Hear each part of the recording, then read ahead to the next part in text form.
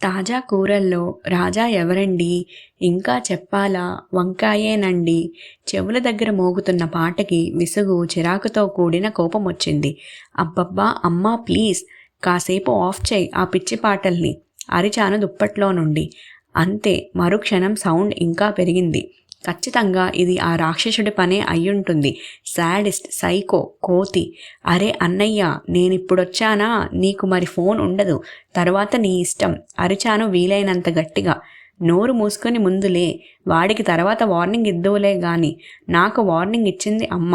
ఇంకా లేవక తప్పలేదు. నేను చెప్పానా ఈ పాటకి ఖచ్చితంగా లేస్తుందని? అరుస్తున్నాడు మా ఈడియట్ వెనుక నుండి ఆనందంగా. అసలు ఎవర్రా ఈ పాటను రాసిన రచయిత? ఇంకేం దొరకలేదా వంకాయ తప్ప? ఎప్పుడైనా తిన్నారా వంకాయ కర్రీ? అదే నేనైతే వంకాయ ప్లేస్లో బెండకాయ పెట్టి రాసేదాన్ని. అయినా వంకాయతో నా శత్రుత్వం ఈనాటిది కాదు, ఏళ్ల నాటిది. నా చిన్నప్పటి నుండే మొదలైంది ఈ యుద్ధం. ఎందుకో తెలీదు కానీ వంకాయ కూరంటే పిచ్చి మా తాతయ్యకి. అది ఏ లెవెల్లో అంటే 4 సెంట్లున్న మా పెరడంతా వంకాయ మొక్కలతో నింపేశాడు. ఇక అప్పటి నుండి వారంలో 6 రోజులు 12 పూటలు మా ఇంట్లో వంకాయనే. చిన్నప్పటి నుండి వంకాయల్ని చూసి చూసి వాటి మధ్యలోనే ఉండి అవే తిని పెరిగినందుకేమో వంకాయ పేరు వింటేనే ఒళ్ళు మండే స్థాయికొచ్చేశాను. అమ్మ ఆ కూర వండినప్పుడల్లా నాకు ఉపవాసమే. కేవలం ఉపవాసమే అయినా బాగుండేది. తిననందుకు నాన్నతో దెబ్బలు, నానమ్మ ఉపన్యాసాలు. నా బాల్యమంతా ఇలానే గడిచిపోయింది. ఇప్పుడు తలుచుకుంటుంటే నా మీద నాకే జాలేస్తుంది. ఛీ, అంతా వంకాయ వల్లనే. మధ్యాహ్నం కిలోమీటరు నడిచి స్కూల్ నుండి ఆకలితో ఇంటికి వచ్చి ఆవురావురమంటూ తినేద్దామని కంచం ముందు కూర్చునేసరికి ఎదురుగా గిన్నెలో వంకాయ సాక్షాత్కారంతో చప్పున చల్లారిపోయేది నా ఆకలి. ఎక్కడి లేని నీరసం వచ్చేసేది. ఆ టైంలో నాకే గాని మ్యాజికల్ పవర్స్ ఉంటే గిన్నెలో వంకాయ కర్రీని అబ్రకదబ్రా అంటూ బెండకాయగా మార్చేసేదాన్ని. కానీ ఏం చేస్తాం, అనుకున్నవన్నీ జరగవు కదా. నెలలో 20 రోజులు నా లంచ్ బాక్స్లో అదే కర్రీ కనిపించిన కారణంగా కాలేజీలో నా నిక్నేమ్ వంకాయగా స్థిరపడిపోయింది. ఫ్రెండ్స్, సీనియర్స్, జూనియర్స్, ఆఖరికి సర్స్ కూడా అలానే పిలిచి పిలిచి నా అసలు పేరు మర్చిపోయే స్థాయికి వచ్చేశారు. అసలే కోతి, ఆ పైన కళ్ళు తాగింది, నిప్పు తొక్కింది అన్నట్టు తయారైంది నా పరిస్థితి. నాకు ఆ పేరంటేనే చిరాకంటే అదే నా పేరు చేశారు ఈ పిచ్చి మొహాలు. నేనే కానీ ప్రధానమంత్రిని అయితే ఫస్ట్ వంకాయల్ని పూర్తిగా బ్యాన్ చేసేదాన్ని. లేకుంటే కనీసం మా ఫ్యామిలీని వంకాయలు లేని ఊరికైనా తీసుకువెళ్ళి వదిలేసినా సరిపోయేది. నా తలనొప్పి తగ్గేది. వంకాయలు, వంకాయలు, వంకాయలోయ్! ఓ విధంగా సాధిస్తూ ఇంటి ముందు నిలబడింది కాంతమ్మ. ఇదొకటి, ప్రపంచంలో ఇంకేమీ దొరకనట్టు ఎప్పుడూ అవే అమ్ముతుంది. పొరపాటున ఎప్పుడైనా పెరట్లో వంకాయలు లేకున్నా రెడీమేడ్గా అందిస్తుంది. ఏంటో అందరూ నాకు శత్రువులే. ఏంటి వందనమ్మ, కావాలా వంకాయలు? పిచ్చ కోపం వచ్చింది నాకు. అక్కర్లేదమ్మా, మా పెరడంతా అవే. కావాలంటే 10 బుట్టలు నువ్వే తీసుకువెళ్ళు. కొబ్బరికాయ కొడతాను నీకు చెప్పేసి వెనక్కి తిరిగేసరికి 2 నిమిషాలు ఆగింది నా గుండె. పెద్ద గిన్నె నిండా, చేతులు నిండా వంకాయలతో వస్తూ కనిపించారు నాన్న. అబ్బా, తలపట్టుకోవడం ఒక్కటే నా వంతయింది. మళ్ళీ వంకాయలా? ఏడుపు మొహం పెట్టాను. నోరు మూసుకో. అసలు నీ బాధ పడలేకనే వారంలో 2-3 సార్లు మాత్రమే వండుతున్నాంగా. ఇంకా ఎందుకా ఏడుపు? లేకపోతే వారమంతా అవే వండి వంకాయ వారోత్సవాలు చేసుకోండి అనాలనిపించినా మళ్ళీ వంకాయలు, వాటి వలన లాభాలు పుస్తకం చదువుతారేమో అని ఊరుకున్నాను. రిలాక్స్ బంగారం, లంచ్ స్పెషల్ ఏంటో తెలుసా? ఊరిస్తున్నట్టు అడిగాడు మా ఈడియట్. ఏంటి అని ఆలోచించేలోనే బిర్యానీ, మసాలా, వంకాయ. హా, ఓ దీర్ఘ నిట్టూర్పు వదులుతూ సూపర్ కాంబినేషన్ కదా. సగం మూసిన కళ్ళతో అప్పుడే తినేస్తున్నట్టు ఫీల్ అయిపోతూ పిచ్చి ఎక్స్ప్రెషన్ వీడు. వద్దా పోనీ, గుత్తంకాయ్ నా చేత్తో స్వయంగా చేస్తా. మొన్న రూమ్లో వండితే మా ఫ్రెండ్స్ ప్లేట్లు కూడా తినేశారు తెలుసా. ఉఫ్, సొంత డబ్బు వాయించుకోవడం అంటే ఇదే. నిజంరా, అందరూ చాలా బాగుందన్నారు. నీకేం పట్టింది? మసాలా వంకాయైనా, గుత్తి వంకాయైనా, ఏదైనా వంకాయతోనేగా చేసేది. అలా కాదే, నీకెలా చెప్పాలి? చెప్తా, గాట్ ఇట్. ఇప్పుడు ఎవరైనా అమ్మాయి ఉందనుకో, ఎప్పుడూ అలాగే ఉన్నా ఒక్కో డ్రెస్లో ఒక్కోలా కనిపిస్తుంది కదా. అలాగన్నమాట. కళ్ళెగరేశాడు. అర్థమైంది, క్లియర్గా అర్థమైంది. ఏంటి, వంకాయ వేరు గుత్తి వంకాయ వేరు అనా? కాదు, నువ్వు పుస్తకాలు వదిలేసి అమ్మాయిల్ని వాళ్ళ డ్రెస్సుల్ని పరిశీలించడం మొదలుపెట్టావని. ఆ, నోటిని అరచేత్తో మూసుకొని కళ్ళు తాటికాయలంత చేశాడు. నవ్వ ఆగలేదు ఆ ఎక్స్ప్రెషన్కి. చిచ్చి, ఏం మాటలే అవి? అమ్మా నాన్నలున్నారన్న బుద్ధి లేకుండా తలకొట్టుకున్నాడు. అయితే వాళ్ళు లేనప్పుడు అడగొచ్చన్నమాట. నీకో దండమే. 2 చేతులు జోడించాడు. నువ్వు వంకాయ తినకు, నన్ను తినకు. లోపలికి వెళ్ళిపోయాడు వేగంగా. లేకపోతే నాతో పెట్టుకుంటాడా? ఇంకోసారి ఇలాంటి పిచ్చి సలహాలు ఇవ్వడు. ప్రతి ఒక్కరూ సలహాలు ఇచ్చేవాళ్లే. అది గొప్ప ఈజీ కదా. మొన్న కవితక్క పెళ్ళికెళ్ళినప్పుడు కూడా అంతే. భోజనాలలో ఎన్నో వెరైటీలు ఉంటాయని ఆశగా వెళ్తే అక్కడ కూడా వంకాయ మాత దర్శనమే. అదేం పిచ్చి? వంకాయ బజ్జీ, మసాలా వంకాయ, వంకాయ చట్నీ, ఆలు వంకాయ, ప్రాణం ఉసూరుమంది. అవన్నీ చూడగానే ఆకలి రివ్వున గాల్లోకి ఎగిరిపోయింది. క్షుద్బాధతో నేనంటుంటే అదేమన్నా విషమా? తింటే చచ్చిపోతావా ఏం? అయినా నిన్ను కాదు, మీ అమ్మా నాన్నల్ని అనాలి. చిన్నప్పుడే 4 తగిలించి మరీ తినిపించకుండా ఊరుకున్నందుకు. ఈ కాలం పిల్లలే అంతా. అన్నింటికీ వంకలు పెట్టడమే. ఏదైనా గట్టిగా అంటే మళ్ళీ అలకొకటి. ఇలా ఒక్కొక్కరు ఒక్కొక్క స్టేట్మెంట్ ఇచ్చారు. వాళ్ళలా అందరి ముందు తిడుతుంటే ఎంత ఏడుపొచ్చిందో అంతా ఈ వంకాయ వల్లనే.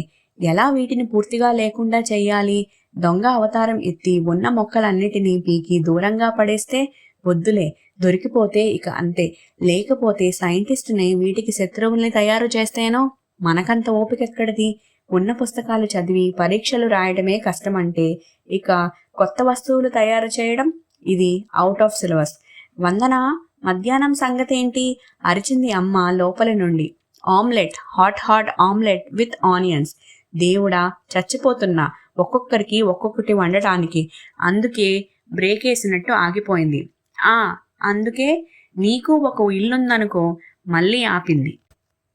అంటే ఏంటమ్మా, ఇప్పుడు నేను కొత్తిల్లు కట్టుకోవాలా?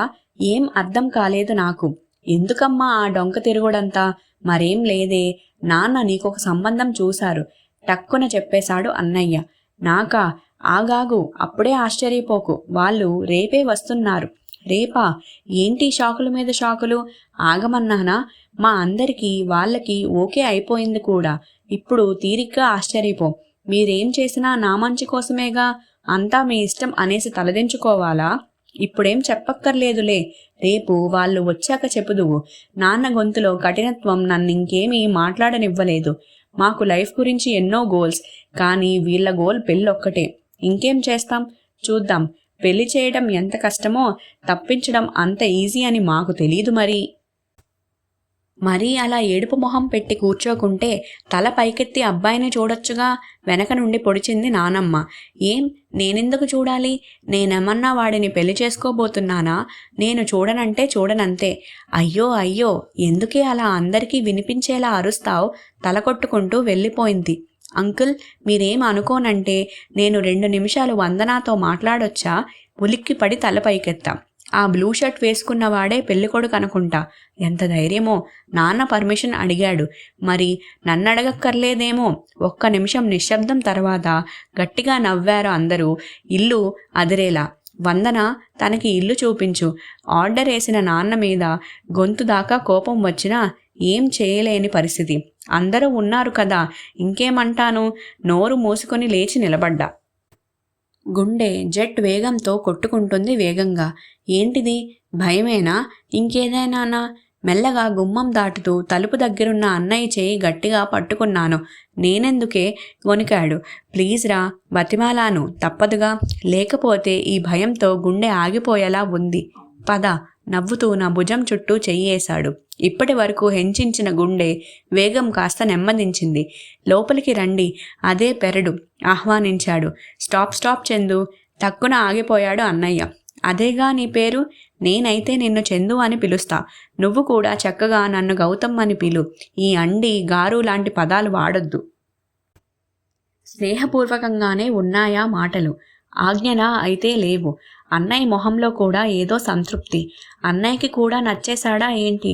అసలే ఎలా ఈ సంబంధం వదిలించుకోవాలా అని నా బాధలో నేనుంటే వీడేమో అందరినీ ఇంప్రెస్ చేసేస్తున్నాడేంటి? అయినా నువ్వంత గౌరవం ఇవ్వడానికి ఇదేం అరేంజ్డ్ మ్యారేజ్ కాదులే. మరో బాంబు పేల్చాడు. ఏంటి? అన్నయ్య షాకే నా వైపు చూశాడు. నేను అంతకంటే పెద్ద షాక్లో ఉన్నాను. వెయిట్ చందు, కేవలం నా వైపు నుండి మాత్రమే. వందనకేం తెలీదులే. థ్యాంక్ గాడ్ ఇప్పుడు కుదుట పడ్డాను, కానీ ఇంకా అయోమయంగానే ఉంది. నిజం వందన, నాది 5 ఏళ్ల ప్రేమ తెలుసా? నా వైపు చూశాడు. మరి నాకేంటి? ఈ మొహాన్ని ఇంతకుముందు చూసిన గుర్తు కూడా రావడం లేదు. మనమిద్దరం ఒకే కాలేజ్. నేను నీ సీనియర్ని. ఒక్కో బాణం వదులుతున్నాడు. నేను నీకు చెప్తేనే అనుకో, నువ్వు టక్కున కాదనేస్తావు. నాకు ఆ నమ్మకం ఉందిలే. ఎంతో కష్టపడి నిన్ను ఇంప్రెస్ చేయాలి. నా టైం బాగా లేక అంతలోనే మీ వాళ్ళకి తెలిసిపోయిందనుకో, మళ్ళీ గొడవలు, తిట్లు. ఉఫ్, అందుకే షార్ట్ కట్ వెతుక్కున్నా. ఎలా ఉంది ఐడియా? నవ్వాడు భీముడిలా. నేను అన్నయ్య ఒకరి ముఖాలు ఒకరు చూసుకొని జాయింట్గా గౌతమ్ వైపు చూసాం, అర్థం కాని ముఖాలతో. ఓకే మరీ అలా పిచ్చివాడిని చూసినట్టు చూడకండి. అన్నా చెల్లెళ్ళిద్దరూ. డైరెక్ట్గా పాయింట్లోకి వచ్చేస్తా. నిజం వందన, నువ్వంటే నాకు చాలా ఇష్టం. అందుకే పీజీ అవ్వగానే ఉద్యోగ ప్రయత్నాలలో పడ్డా. ఇదంతా చెప్పి బలవంతంగా ఒప్పించాలని కాదు, కానీ ఎలా చెప్పాలో తెలియక ఆగిపోయాడు సందేహంగా. చెమటలు పట్టాయి. గడగడ వాగుతున్న గౌతమ్కి అది వింటున్న మాకు కూడా. ఇలాంటిది నా లైఫ్లో జరుగుతుందని ఎప్పుడూ అనుకోలేదు. వందన, ప్లీజ్ ఓకే చెప్పవా? నాకు స్మోకింగ్, డ్రింకింగ్ లాంటి అలవాట్లేమీ లేవు. మేల్ ఈగో ప్రదర్శించకుండా నీ ఇష్టాలకు, అభిప్రాయాలకు విలువ ఇస్తాను. ఏ కష్టం రానివ్వనని భవిష్యత్తు చెప్పలేకున్నా వచ్చిన ప్రతి కష్టంలో నీతోనే ఉంటాను. ఆర్ద్రంగా వినిపిస్తుందా గొంతు. ఏంటిది? నాకేం అర్థం కావట్లేదు. అంతా పిచ్చిగా ఉంది. ఎస్ అనాలని లేదు, నో అనాలని కూడా లేదు. నా మీద ఇంకా ఏమైనా సందేహాలుంటే మీ నాన్నని అడగండి. ఆయనేం ఆషామాషి కాదులే. ఓ కమిషన్ వేసి మరీ ఎంక్వైరీ చేసి అప్పుడు ఒప్పుకున్నారు పెళ్లి చూపులకి. నిస్సహాయంగా అన్నయ్య వైపు చూసా. తలూపాడు తనకి ఓకే అన్నట్టు. మరి నా సంగతేంటి? నాకే తెలీదు. రా వందన, గౌతమ్కి తోట చూపిద్దాం అన్నయ్య పిలిచాడు. అసంకల్పితంగా వాళ్లతో పాటు నడుస్తున్నా కానీ ఆలోచనలు ఎక్కడెక్కడికో వెళ్ళిపోతున్నాయి. గౌతమ్ నాకు నచ్చాడా? ఖచ్చితంగా నచ్చకుండా మాత్రం లేడు. నాన్న సర్టిఫికేట్ ఉందంటే అన్నిటిలో పాస్ చేయొచ్చు. కానీ మరి నా గోల్ అడిగితేనే కదా తెలిసేది.